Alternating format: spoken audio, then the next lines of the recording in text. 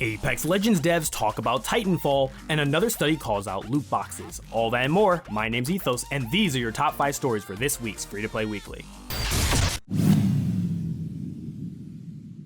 Coming in at number 5, Chapter 2 of The Fracture is now live on Spellbreak, and it brings a wide variety of new features to the spell-flinging Battle Royale title. The Fracture continues the story from Chapter 1 The Spellstorm, adding 12 weeks of free story-driven quests where players will be tasked with fighting off an incursion by the Vow Keepers. The biggest thing coming to the game with this update is the new Dominion mode, where 2 teams of 5 fight over 3 control points. In addition to other players, you'll have to contend with NPC Vow Guards. Dominion launches alongside a brand new league system, letting competitive players prove their worth over the course of a season.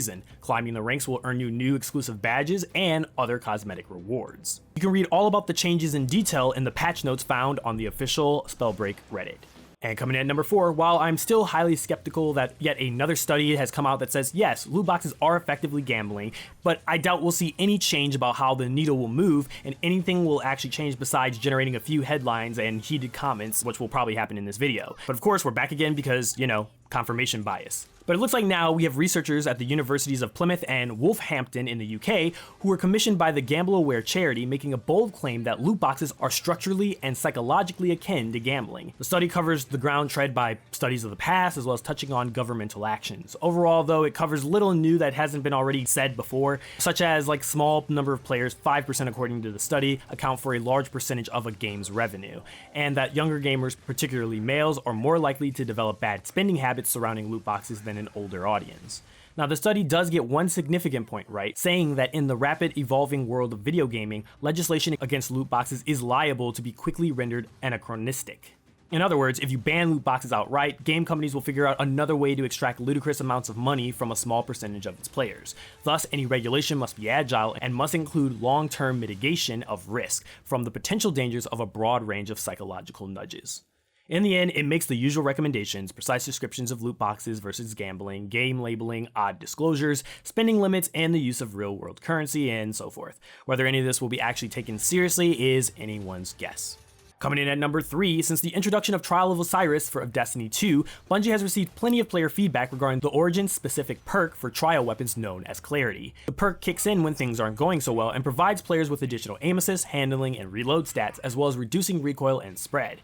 As it turns out, players aren't exactly content with this perk, partially because the requirement for it to kick in is that things are going wrong. However, players otherwise enjoy the perk and offered suggestions on how to improve it.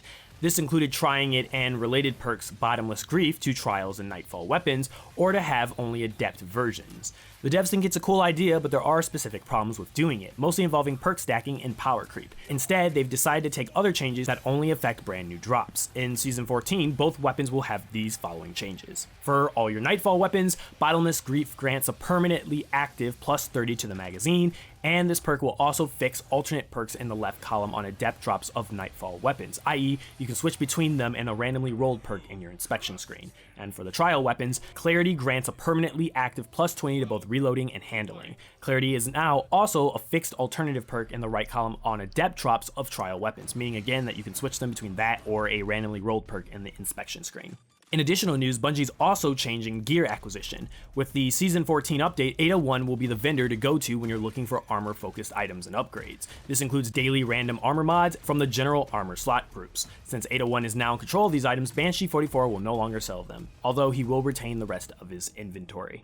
And moving into Apex Legends news, coming in at number 2, Apex Legends Mayhem season is coming to an end and new content is on the way. This week, Respawn announced War Games, an event featuring a new playlist modifiers, a reward track, and all new challenges. The War Games begins on this Tuesday, April 13th, with the Second Chance modifier. There are 5 modifiers in total. Each of these will last a few days, offering players a chance to repeat them and earn cosmetics and other goodies, including new skins and unlockable battle pass levels.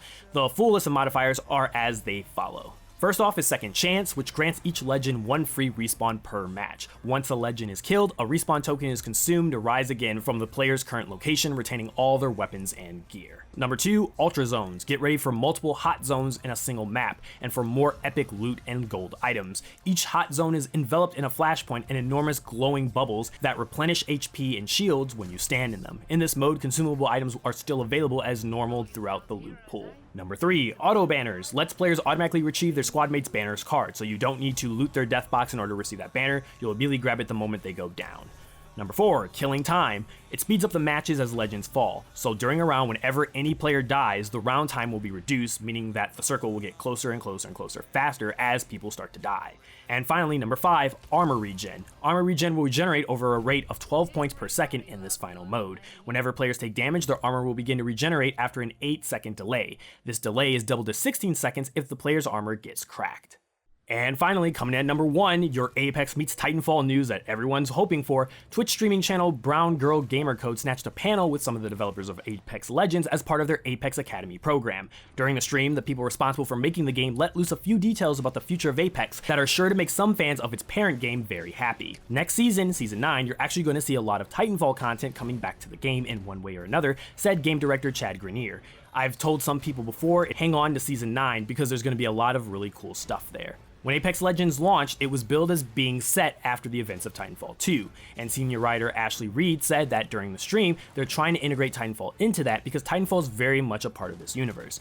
It's very hard to imagine that integrating Titanfall into Apex Legends could mean anything besides the addition of mechs that players can climb in and out of. While initially seeming cool and opening up brand new possibilities, it could rub some longtime players exclusively who just played Apex the wrong way, especially if they only like the shooting and tactical action that Apex and its characters allow and don't want to see it all go out of the window when you can just stomp around inside of a mech.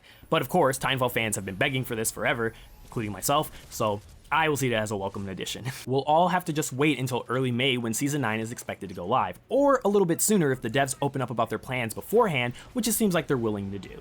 And that moves us to the question of the week. With the news of Apex Legends including Titanfall aspects into the game, maybe in Season 9, let me know in the comment section below what you think it is. Do you think it's Titans? Do you think it's characters from Titanfall 2? Let me know what you think in the comment section below and if you're excited for it. And these are your top 5 stories for this week's Free-to-Play Weekly. Don't forget to check out mmobomb.com for giveaways and the latest news. My name's Ethos, and I'll catch you guys next week. Peace out, everyone.